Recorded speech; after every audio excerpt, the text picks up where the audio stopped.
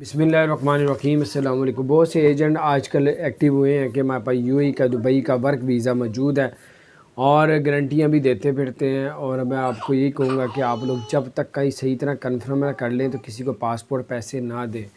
और आपको बताते चले, वैसे जो है एक्सपो 2020-21 में जो है वहाँ पे जॉबें निकली हुई हैं और शारजा में जॉबें निकली हुई हैं और अबू धाबी में पेट्रोलियम की जॉबें हैं जो गवर्नमेंट जॉब है। जो अब दुबई के अंदर एक्सपो में जो जॉबें मिल रही हैं उसमें सैकड़ों लोग चाहिए और 8 से 10 हज़ार दिरहम तक उसकी सैलरी भी है।